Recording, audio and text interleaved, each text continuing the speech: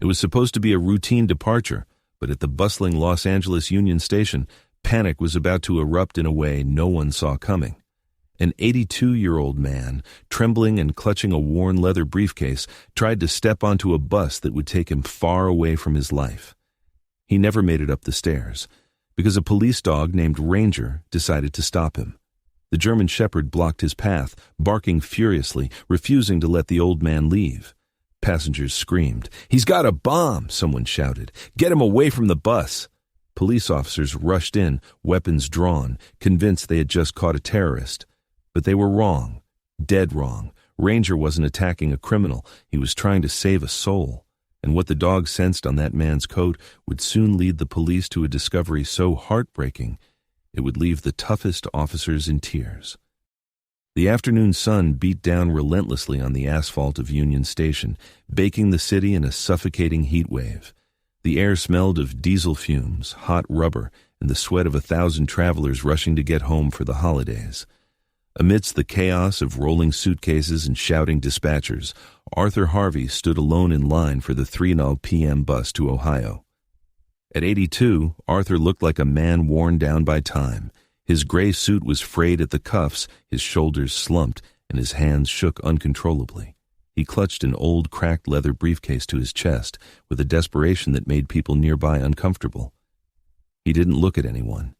He just stared at his shoes, mumbling softly to himself, as if praying the bus would leave before he changed his mind. "Ticket, sir?" the driver grunted, sweat dripping from his forehead. He was already 5 minutes behind schedule and in no mood for delays. Arthur fumbled in his pocket, his knuckles turning white as he gripped the briefcase even tighter with his other hand. I have it right here," Arthur stammered, his voice thin and dry. Just a few yards away, Officer Mike Dawson was patrolling the platform with his K-9 partner, Ranger. Ranger was a legend in the department, a massive German shepherd with a coat like dark chocolate and eyes that missed nothing. They were doing a standard sweep for narcotics, a routine they had done 100 times before. "Easy, boy, it's too hot for this," Dawson muttered, wiping his brow. Ranger trotted calmly beside him, tail swaying, ignoring the noise and the crowds, until he passed Arthur. Suddenly, the dog froze. His ears snapped forward. His body went rigid, transforming from a relaxed companion into a coiled spring of instinct. Dawson felt the leash tighten instantly. "What is it, Ranger? What do you smell?" Ranger didn't look at his handler. His amber eyes were locked onto the old man stepping onto the bus. The dog let out a low, vibrating growl, not of aggression, but of urgent, terrifying warning. Then, without a command, Ranger lunged. He tore the leash from Dawson's sweaty grip and sprinted toward the bus door. Arthur had just placed one foot on the bottom step when a wall of fur and muscle slammed into his path. Ranger didn't bite. He planted himself directly in front of Arthur and let out a bark so loud it shook the metal frame of the bus. The sound was deafening. Passengers inside screamed. The driver jumped back, eyes wide with shock. "Get that dog away!" the driver yelled, slamming the pneumatic button. The bus doors hissed shut, narrowly missing Arthur's face, leaving him stranded on the platform with the barking dog. Arthur stumbled back, terrified. He clutched his briefcase to his chest, his eyes darting around in panic. "I didn't do anything," he cried, his voice cracking. "Please, let me go. I have to leave." But Ranger wouldn't stop. He circled the old man, barking relentlessly, his nose twitching violently as he sniffed the air around Arthur's heavy wool coat. The crowd erupted in chaos. Phones were out, recording the scene. "It's a drug bust," someone yelled. "No, look at the bag. He's clutching it like his life depends on it," another woman shouted, pointing a shaking finger. "He's got a bomb." That one word changed everything. The atmosphere shifted from curiosity to terror. People scrambled back, tripping over luggage, fleeing the threat. Officer Dawson rushed forward, his hand hovering over his taser. "Sir, put the bag on the ground, now!" Dawson commanded, his voice cutting through the noise. Arthur fell to his knees on the hot concrete, trembling so hard his teeth chattered. "No, please," Arthur sobbed, curling around the leather case. "It's all I have left of her. Don't take it." Dawson didn't hear the heartbreak in the old man's voice. He only saw non-compliance. "Ranger, heel!" Dawson shouted, expecting his partner to back down so he could secure the suspect. But for the first time in 6 years of service, Ranger disobeyed. The dog didn't retreat. Instead, he stepped between Arthur and the officer. Ranger lowered his head, baring his teeth, not at the old man, but at Dawson. The officer froze. His own dog was protecting the suspect. Ranger let out a high-pitched whine, looking from Dawson to Arthur, and then back toward the city exit. His eyes were wide, desperate, pleading. He wasn't signaling an attack. He was signaling a rescue. 6 hours earlier, the world was quiet. The sun had not yet baked the streets of Los Angeles into a concrete oven. Instead, a soft golden light filtered through the dusty curtains of a small, weathering house on Elm Street. Inside, the air was still, heavy with the scent of old paper, lavender, and 50 years of memories. Arthur Harvey sat at his kitchen table, his trembling hands smoothing out a black and white photograph. It was a picture of a young woman with a radiant smile, standing in front of this very house when the paint was fresh and the garden was in bloom. "I'm sorry, Ellie," Arthur whispered to the empty room. "I tried to keep it. I really tried." But the bank notices piled on the counter said otherwise. Final eviction notice was stamped in red across the top envelope. At 82, Arthur had lost the battle against rising costs and medical bills. Today was the day he had to leave. He wasn't taking much. The furniture would stay. The clothes would stay. Even the television that he and Eleanor used to watch Jeopardy on every night would stay. He only cared about one thing. On the table sat a battered wooden box. Arthur opened it reverently. Inside were bundles of letters tied together with faded blue ribbon. They were the letters Eleanor had written to him when he was deployed overseas in 1965. Every "I love you," every "come home safe," every prayer she had ever whispered for him was captured in that ink. Since she passed away last year, these letters were the only thing that kept his heart beating. He carefully transferred the bundles into his leather briefcase, placing them next to the velvet box containing her engagement ring. "Safe and sound," he murmured, clicking the brass latches shut. A shiver ran through him. The morning air was unseasonably chill before the heat wave hit. Arthur rubbed his aching arms and looked at the old electric space heater in the corner of the living room. It was a relic from the 90s, its coils covered in a thin layer of dust. He hesitated, then bent down and clicked the dial. Click, click, whir. The coils glowed an angry orange. A faint smell of burning dust rose up, that familiar first use of the season smell. Arthur held his hands over it, soaking in the warmth for a moment, closing his eyes. The sharp sound of a taxi horn outside startled him. Arthur's eyes snapped open. Panic flared in his chest. He was late. The bus to Ohio left at 3:02, but the traffic to Union Station could take hours. "Coming! I'm coming!" he yelled, his voice frail. He grabbed his heavy wool coat, the one Eleanor had bought him for their 40th anniversary, and pulled it on. He grabbed the briefcase. He grabbed his hat. His mind was racing. Do I have the tickets? Do I have my ID? Did I lock the back door? In the flurry of anxiety, Arthur turned his back on the living room. He walked out the front door, his mind consumed by the sorrow of leaving his home forever. He locked the deadbolt with a heavy click. As he shuffled down the walkway toward the waiting taxi, he didn't look back. If he had, he might have seen the flicker through the living room window. Inside, the old space heater rattled. A spark, tiny and insignificant, popped from the aging wiring. It landed on a stack of old newspapers Arthur had used to pack his china. For a moment, nothing happened. Just a small, blackened hole in the paper.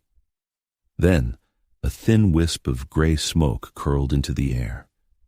It was invisible from the street, silent, deadly. Arthur climbed into the taxi, the heavy wool of his coat absorbing the stale air of the house, and the faint microscopic trace of singed wire and smoldering paper. "Union Station, please," Arthur said, wiping a tear from his cheek. The taxi pulled away, disappearing around the corner. Behind him, inside the silent house, the wisp of smoke turned into a flame. Back at Union Station, the chaos had morphed into a terrifying spectacle.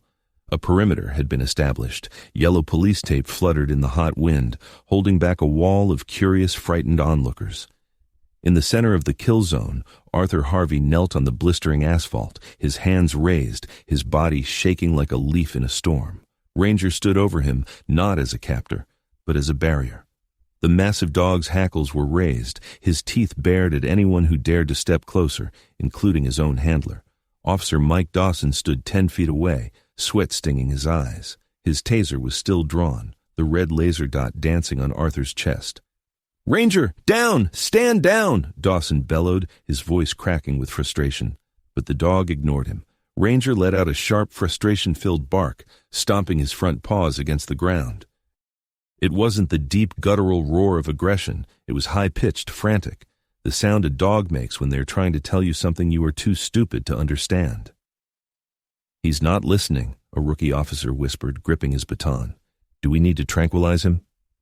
"No," Dawson snapped. "He's never done this. Something is wrong." He looked at the old man. Arthur wasn't looking at the guns. He was staring at the leather briefcase lying 3 feet away, just out of his reach. "Please," Arthur whimpered, tears streaming down his face into his gray stubble. "Don't open it out here. The ink will fade." "They're very old." Dawson blinked.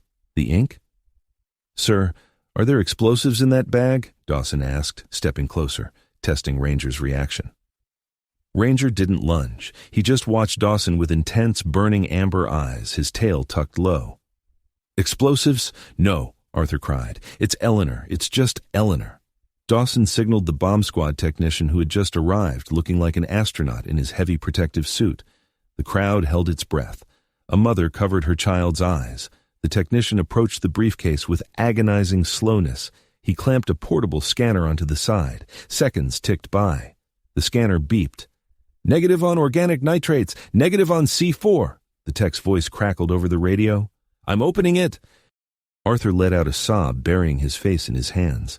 The latches clicked. The leather lid was thrown back. Dawson braced himself for a flash, a wire, a timer. But there was nothing, just stacks of yellowed envelopes tied with faded blue ribbon, a small velvet box, a dried rose that crumbled slightly in the wind. "It's, paper," the technician announced, sounding confused. "It's just letters." The tension in the air popped like a balloon. The crowd murmured. Phones were lowered. The terrorist was just a heartbroken old man. Dawson holstered his taser and rushed forward, ignoring protocol. He knelt beside Arthur. "Sir, I'm so sorry. We had to be sure." But Ranger wasn't done. As soon as Dawson got close to Arthur, the dog pushed his muzzle aggressively into the old man's heavy wool coat. He sniffed loudly, frantically, inhaling deep into the fabric, then looked at Dawson and barked, a sharp, piercing sound right in the officer's face. "What is it, boy?" Dawson frowned. He reached out to help Arthur up. And that's when he smelled it. It wasn't the diesel from the buses. It wasn't the stale sweat of the station. Coming off the old man's coat was a distinct, acrid odor, sharp and chemical. It was the smell of melting plastic and smoldering drywall. Dawson froze. He knew that smell. Every first responder knew that smell. He leaned in closer to Arthur's shoulder. The scent was faint, masked by the open air, but to a dog's nose it must have been screaming like a siren. "Sir," Dawson asked urgently, gripping Arthur's arm, "where did you come from just now?" Arthur looked up, dazed. "Home. I came from home." "Did you leave anything on? A stove? An iron?" Arthur shook his head weakly. No, I turned everything off. I double-checked. He paused. His eyes widened. The memory of the morning rushed back. The chill, the aching joints, the old space heater in the corner with the dust on the coils. "The heater," Arthur whispered, the blood draining from his face. "I turned it on to warm my hands. Did I turn it off?"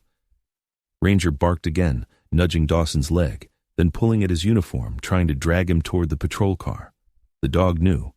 He didn't just smell smoke on the coat. He smelled a fire that was actively feeding. Dawson looked at the dog, then at the terrified old man. "Dispatch!" Dawson yelled into his radio, sprinting toward his cruiser. "Run a check on—" He turned to Arthur. "Address. Give me your address." 42 Elm Street, Arthur stammered. "Dispatch, check status of 42 Elm Street. Possible structure fire." There was a pause of static. Then the dispatcher's voice came back, calm but chilling. "Unit 1 Adam 12, fire department is en route to Elm. Multiple 911 calls received. Neighbors reporting heavy smoke." Arthur let out a sound that broke everyone's heart. "The ring," he he gasped. "I took the letters, but I left the album. Her wedding dress is in the closet." He tried to scramble up, his frail legs buckling. "I have to go back." Dawson caught him. "You can't go back there alone, Arthur," Ranger howled, a long, mournful sound that cut through the noise of the station. He ran to the open door of Dawson's cruiser and looked back, waiting. The dog had made his choice. Dawson made his too. He grabbed Arthur's arm and the briefcase of letters. "Get in," Dawson said, throwing protocol out the window. "We're going." The siren wailed like a banshee, cutting through the dense afternoon traffic of Los Angeles.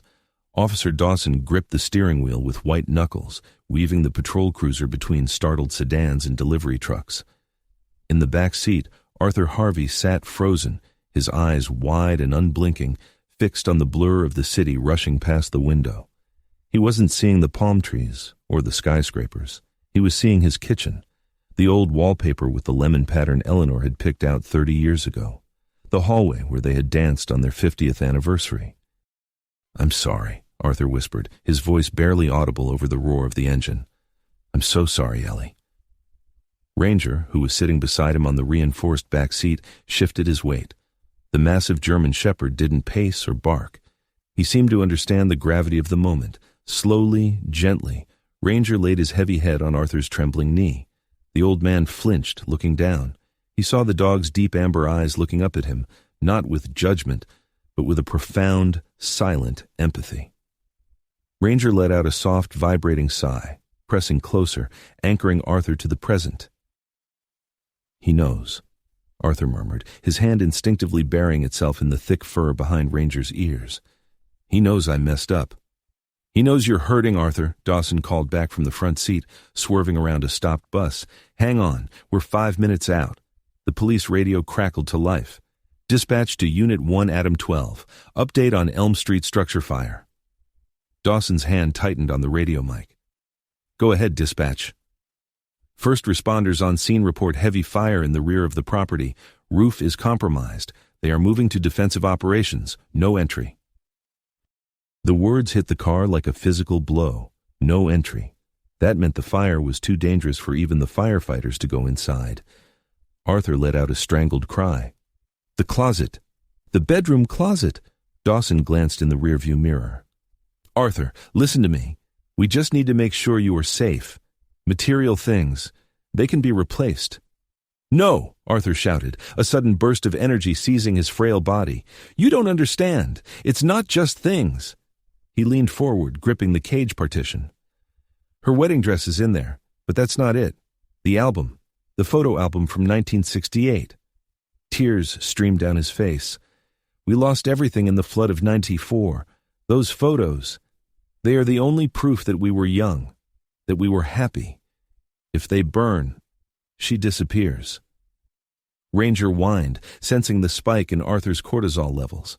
The dog nudged Arthur's hand harder, trying to distract him, trying to pull him back from the edge of panic. Dawson grit his teeth and floored the accelerator.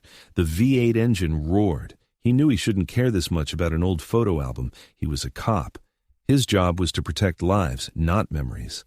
But looking at the old man and his dog who had chosen this stranger over his own handler, Dawson felt a knot in his throat. "We're almost there," Dawson lied. They were still 2 miles out. As they turned onto Washington Boulevard, the sky ahead changed color. It wasn't the bright blue of a California afternoon anymore. A thick, bruised column of black smoke was rising like a dark tower, staining the horizon. It was angry. It was violent. And it was coming from Elm Street. Arthur saw it. He slumped back against the seat, the fight draining out of him. "Oh God," he whispered, "it's gone." Ranger stood up on the seat, balancing perfectly despite the swaying car. He stared out the windshield, his ears pricked forward, his nose twitching as the acrid scent of burning wood began to seep into the cruiser's ventilation system. The dog let out a low growl. He didn't like the smell. To him, it smelled like a predator that was eating his new friend's den. Dawson swerved around the final corner, tires screeching. The scene that greeted them was straight out of a nightmare. The small, weathering house on Elm Street was no longer a home. It was a furnace. Orange flames licked out of the shattered living room windows, dancing hungrily up the siding. The roof was groaning, hidden behind a curtain of thick, choking smoke. Fire trucks were already there, hoses blasting streams of water that hissed and evaporated instantly against the heat. Neighbors stood on the opposite sidewalk, some crying, some filming. Dawson slammed the cruiser into park before it even fully stopped. "Stay in the car, Arthur," Dawson ordered, unbuckling his seatbelt. But Arthur wasn't listening. He scrambled for the door handle. It was locked from the inside. Child safety locks. He pounded on the glass, screaming soundlessly at the inferno that was consuming his life. Dawson jumped out and ran around to the back door to let him out, planning to restrain him. But he forgot one thing. Ranger. As soon as Dawson opened the door, Arthur tumbled out, coughing in the smoke-filled air. "My bedroom," Arthur choked, pointing a shaking finger at the side of the house where the flames hadn't fully reached yet. "The window is open. I left it open." Dawson grabbed Arthur by the shoulders. "You can't go in there. Look at it." A massive crack echoed as part of the front porch collapsed in a shower of sparks. Arthur collapsed into Dawson's arms, sobbing uncontrollably. "Let me go. I need to get her back." In the chaos, in the noise of the roaring fire and the shouting firemen, no one noticed the blur of dark fur moving past them. Ranger hadn't stayed in the car. He was standing on the lawn, his paws digging into the grass. He looked at Arthur, crumpled on the ground. He looked at the house. He smelled the fear rolling off the old man, a scent stronger than the smoke. Ranger knew what fetch meant. He knew what search meant. But this was something different. This was save.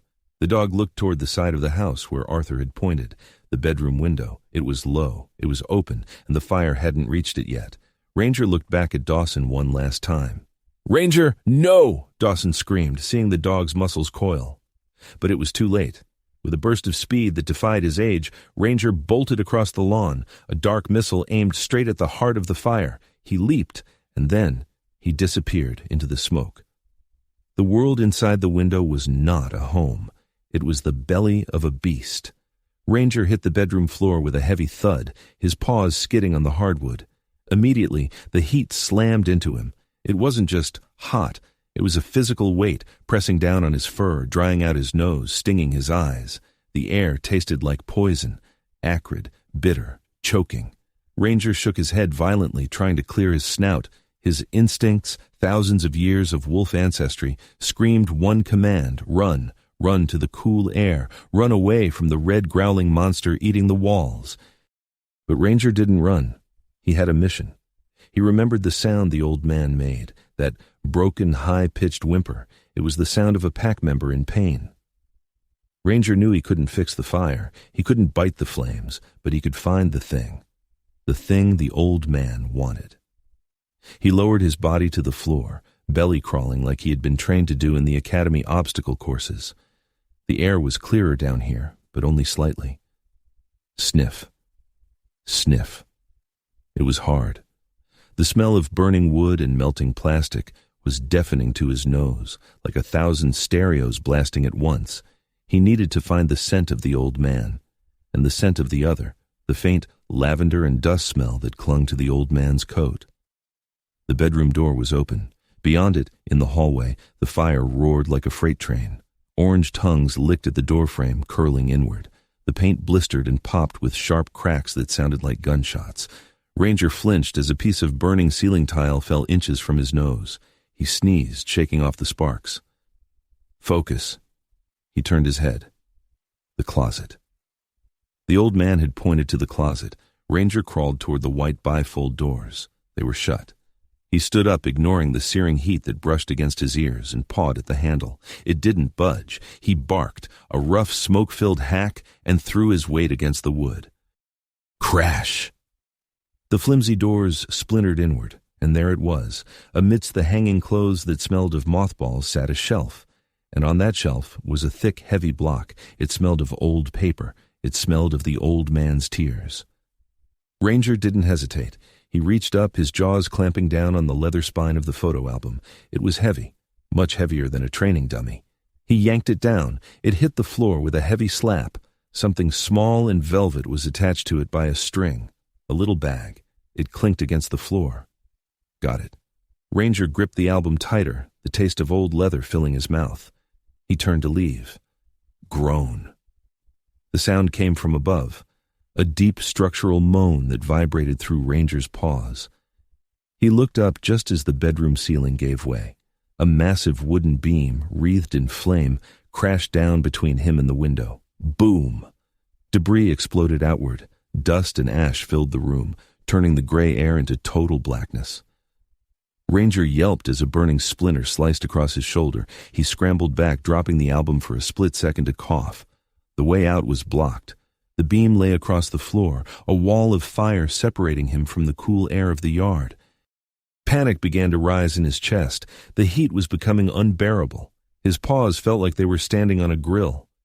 He looked at the album. He looked at the fire. He could jump over the beam. He was fast enough. He was strong enough. But he couldn't carry the heavy book and make the jump. It was too big. If he wanted to live, he had to leave it. Ranger looked at the door to the hallway. Impossible. That was death. He looked at the window. The only way. He whined, a high, thin sound. Then, the image of Arthur's face flashed in his mind. The way the old man had held him in the car. The way he smelled of loneliness. Ranger growled, a deep, defiant rumble in his chest. No one gets left behind. He grabbed the album again, his teeth sinking deep into the leather cover. He backed up as far as he could into the closet, pressing his tail against the wall. He needed speed. He needed power. The fire on the beam was growing taller, reaching for the curtains. Ranger dug his claws into the carpet. He launched himself, a black streak of fur and determination flying through the smoke. He cleared the main log, but his back leg clipped a jagged piece of burning wood. Pain shot up his hip, searing and sharp. He stumbled on the landing, crashing into the glass of the window frame. He didn't stop. He scrambled, claws scratching frantically against the sill, the heavy album dragging his head down. Behind him, the rest of the ceiling collapsed with a thunderous roar, swallowing the room in darkness. But Ranger was already falling toward the green grass, falling toward the air, falling toward the old man. He hit the ground hard, rolling over his shoulder, the breath knocked out of him, but his jaws never opened. He lay there for a second, stunned, his coat smoking, his side heaving. Then he heard it. Ranger! It was Dawson and Arthur. Ranger lifted his head. He was hurt. He was tired. But he had the prize. He tried to stand, but his back leg gave out. He collapsed back onto the grass, closing his eyes as the shadow of his handler fell over him. He had done his job. The roar of the fire seemed to fade into a dull hum, drowned out by the frantic beating of Officer Dawson's heart. He hit the grass on his knees, skidding the last few feet to where his partner lay motionless. "Ranger! Ranger! Look at me!" Dawson yelled, his voice cracking with raw panic. The big German shepherd didn't rise. His side heaved in shallow, ragged gasps. His beautiful dark coat was matted with gray ash and slick with sweat. The smell of singed hair was overpowering, mixing with the metallic tang of blood. Dawson's hands hovered over the dog, afraid to touch, afraid to find an injury he couldn't fix. "Medic!" Dawson screamed over his shoulder, his eyes wild. "I need a medic over here, now!" Arthur Harvey stumbled up behind him. The old man was weeping, his face streaked with soot, his hands trembling so violently he could barely hold them out. He didn't look at the burning house. He didn't look at the firemen battling the flames that had just swallowed his bedroom. He looked only at the black shape lying in the grass, and the object trapped beneath the dog's chin. Ranger's eyes fluttered open. They were glazed, red-rimmed from the smoke, but they locked onto Arthur instantly. With a groan that sounded painfully human, Ranger nudged the object toward the old man. It was the photo album. The leather cover was scorched, the edges smoking slightly. A deep gouge from Ranger's teeth marred the spine, but it was whole. And attached to the binding by a fraying silk cord was a small, soot-stained velvet pouch. Arthur fell to his knees, heedless of his bad joints. He reached out, his fingers brushing the dog's snout before touching the book. "You," Arthur choked out, a sob racking his thin chest, "you went back for her." He grabbed the velvet pouch. His thumb rubbed the ash away from the fabric. He opened it. Inside, untouched by the heat, gleamed a simple gold band with a small diamond. Eleanor's ring. "I thought I lost it," Arthur whispered, pressing the ring to his lips. "I thought I lost her all over again." Ranger let out a soft, wet cough. His tail gave a weak, singular thump against the dirt. It was the sound of, "You're welcome." A shadow fell over them. 2 paramedics rushed in, pushing Dawson aside to get to the dog. "Back up, officer. Let us work," one of them said, snapping on blue gloves. They weren't veterinary specialists, but in this city, first responders knew that a K9 was an officer. You treated them like one. Dawson paced in a tight circle, running his hands through his hair. He fell. He took a bad fall from the window. Check his hips, check his ribs. The medic carefully cut away the fur around Ranger's back leg. A deep, ugly laceration ran down the thigh, bleeding sluggishly. But the real damage was the burn. A patch of skin on his shoulder was raw and blistering where the falling beam had grazed him. Ranger whined when they touched it, his head snapping back, teeth clicking shut just inches from the medic's hand. "Easy! Easy, buddy!" Dawson lunged forward, grabbing Ranger's muzzle gently. "It's okay. They're helping." Arthur crawled closer. Will he be okay?" The medic looked up, sweat dripping from his nose. "He's in shock. He's got smoke inhalation and second-degree burns. We need to get him to the emergency vet. Now." "Load him up," Dawson ordered, his voice turning steel hard. "My cruiser's faster than the ambulance." They lifted Ranger onto a stretcher board. The dog let out a sharp yelp that tore through Dawson's heart like a bullet. As they moved toward the car, Arthur stood up. He looked small, frail, and homeless. His house was a skeleton of charcoal behind him. He had no clothes, no furniture, no place to go. But he was clutching that album against his chest like a shield. "Officer," Arthur called out, his voice surprisingly steady. Dawson turned, opening the back door of the cruiser. "I'm coming with you," Arthur said. Dawson hesitated. "Sir, you need to be checked out. You've inhaled smoke too. The paramedics—" "I don't care about the paramedics," Arthur snapped, stepping forward with a fire in his eyes that matched the one destroying his home. "That dog didn't know me. He didn't owe me anything. But he ran into hell for me." Arthur walked up to the open door where Ranger lay panting on the back seat. The old man reached out and rested his hand on the dog's head. Ranger's eyes closed and his breathing seemed to slow, calming under the touch. "I am not leaving him," Arthur said firmly. "We started this day together. We're finishing it together." Dawson looked at the burning house, then at the bond forming in the backseat of his car between a lonely widower and a wounded hero. He nodded. "Get in." The waiting room of the 24-hour emergency veterinary clinic was quiet. Too quiet. The only sounds were the hum of the vending machine in the corner and the rhythmic tick-tick-tick of a clock that seemed to be moving through molasses. The air smelled of bleach and rubbing alcohol, a sharp contrast to the smoke that still clung to Officer Dawson's uniform and Arthur's coat. Arthur sat on a hard plastic chair, looking small and fragile. A nurse had given him a wet towel to wipe the soot from his face, but he had missed a spot near his jaw. It looked like a bruise in the harsh fluorescent light. On his lap, the charred photo album rested like a holy relic. His hands stayed on it, protective, unmoving. Dawson stood by the window, staring out at the parking lot but seeing nothing. He felt sick. He replayed the scene at the bus station in his mind, the way he had drawn his weapon, the way he had screamed at Ranger. I almost tased him, Dawson thought, a wave of nausea rolling over him. My dog was trying to save a life, and I treated him like a defective tool. "Officer?" Dawson turned. Arthur was looking at him, his eyes clear and surprisingly sharp. "You're blaming yourself," Arthur said softly. It wasn't a question.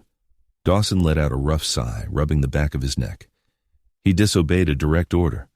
In my line of work, that's usually a sign of a bad dog or a bad handler. He walked over and sat in the chair opposite Arthur, leaning his elbows on his knees. "I've had Ranger since he was a pup. We've found drugs, guns, missing kids, but today he looked at me like I was the enemy." Arthur ran a trembling finger over the scorched leather of the album. "He wasn't looking at you like an enemy, son. He was looking at you like a partner who needed to listen." Arthur paused, his gaze drifting to the double doors where they had wheeled Ranger 20 minutes ago. "You know my Ellie, she used to say that animals see the things we're too busy to notice. We look at the world with our brains. They look with their hearts." Dawson looked down at his boots. "He smelled the smoke on you. That's the logical explanation. He's a trained detection dog.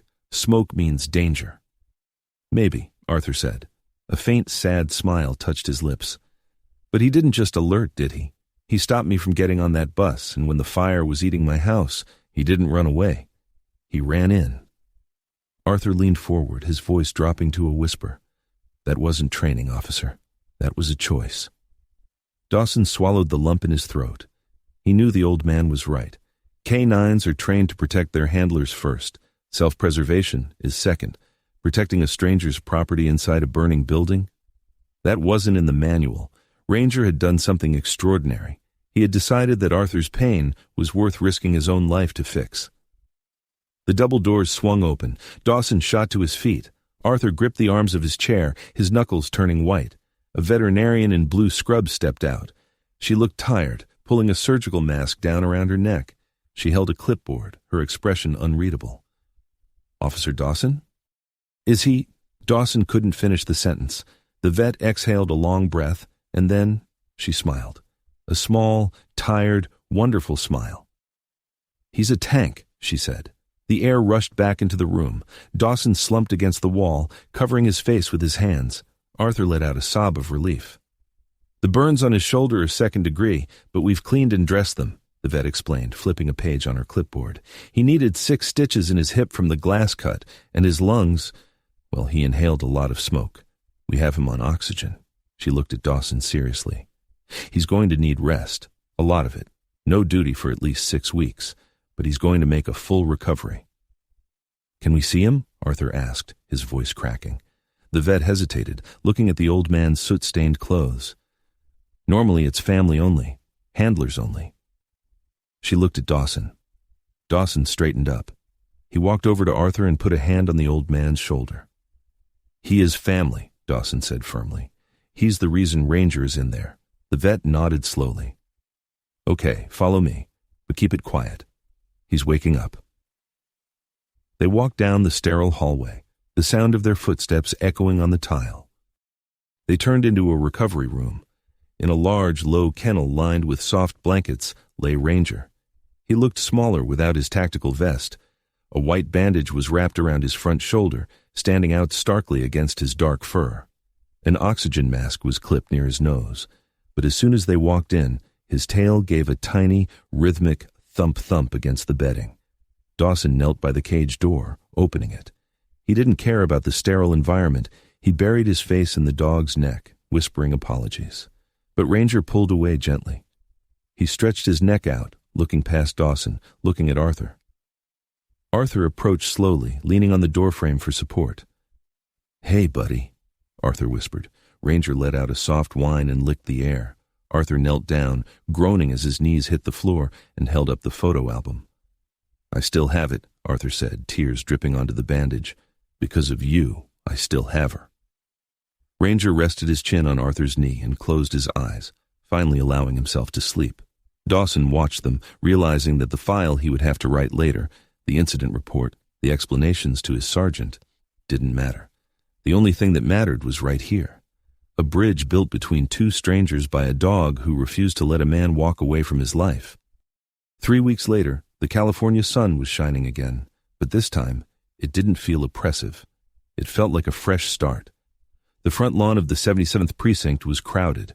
Reporters stood with microphones, cameras shuttered, and a banner hung over the entrance. Welcome back, Ranger. Officer Dawson stood at the podium, looking uncomfortable in his dress uniform. He cleared his throat, adjusting the microphone. Beside him sat Arthur Harvey. The old man looked different. He was clean-shaven, wearing a new suit that fit him well, a gift from a local tailor who had heard the story. But the most important change was in his eyes. The hollow, haunted look of a man waiting to die was gone. In its place was a spark of life, a spark ignited by a 4-legged hero. We often talk about the bond between an officer and his K-9, Dawson said, his voice echoing over the crowd. We call them tools. We call them assets. Dawson paused, looking down at the base of the podium. Lying on a soft orthopedic bed, his front leg still wrapped in a blue bandage, was Ranger. The dog lifted his head, his ears perking up at the sound of his name. But Ranger proved that he isn't just an asset, Dawson continued, his voice thick with emotion. He's a guardian. He saw a man in pain when the rest of us only saw a suspect. The crowd erupted in applause. Ranger let out a short woof, wagging his tail against the bedding. Arthur stepped up to the microphone. He was trembling slightly, but this time Dawson was there to steady him with a hand on his shoulder. Arthur didn't have a speech prepared. He just held up the photo album. The cover was scarred and blackened, a permanent reminder of the fire, but it was still held together. "I lost my house," Arthur said, his voice quiet but carrying across the silence. "I lost my furniture. I lost the walls that held 50 years of my life." He looked down at Ranger. "But I didn't lose my life. And I didn't lose her." He tapped the album. "The fire marshal told me, if I had gotten on that bus, I would have been halfway to Ohio when the house burned down. I would have lost everything." Arthur took a deep breath. "But if I had stayed, if I had turned around and gone home because I forgot my ticket, I would have been asleep in my chair when the smoke started. I wouldn't be standing here today." A hush fell over the crowd. "That dog," Arthur pointed a shaking finger at Ranger. "He didn't just save my memories. He saved me from a lonely death. He refused to let me go." Ranger stood up, wincing slightly as he put weight on his healing leg. He limped over to Arthur, ignoring the cameras, ignoring the crowd. He pressed his side against Arthur's legs and looked up. Arthur knelt down, wrapping his arms around the dog's neck, burying his face in the fur that still smelled faintly of healing ointment. "Thank you," Arthur whispered. "Thank you for seeing me." The moment was frozen in time. The old man and the police dog, 2 survivors, 2 friends. Later that evening, the crowds had dispersed. The station was quiet. Arthur sat on a bench outside the precinct, watching the sunset paint the sky in shades of purple and orange. He wasn't going to Ohio anymore. The community had raised enough money to get him a small apartment just 2 blocks from the station. Dawson came out, holding 2 cups of coffee and a dog treat. Ranger followed him, walking better now, his tail high. "You know, Arthur," Dawson said, sitting down beside him, "Ranger retires next year. He's getting too old for the street." Arthur looked up. "Is that so?" "Yeah," Dawson smiled, breaking the treat in half and giving a piece to Ranger. "He's going to need a place to crash, somewhere quiet, somewhere with a comfortable couch and maybe, I don't know, Jeopardy on the TV?" Arthur's eyes filled with tears. He looked at Ranger, who was happily crunching on the biscuit. "I think," Arthur said, his voice thick with hope, "I think we have room for a hero." Ranger finished his treat and laid his head on Arthur's shoe. He let out a long, contented sigh. The fire had taken the past, but the dog had given them a future. As the sun dipped below the horizon, casting long shadows across the pavement, one truth remained. Sometimes the things that block our path aren't obstacles. They are interventions. And sometimes the angels watching over us don't have wings. They have 4 paws, a wet nose, and a heart big enough to run into the fire. For me, this story is a powerful reminder that sometimes the obstacles in our path are actually angels in disguise. Ranger didn't just see a suspect. He sensed a broken heart and a looming tragedy that no human officer could detect. It makes you wonder how many times our pets have tried to tell us something we were too busy to hear.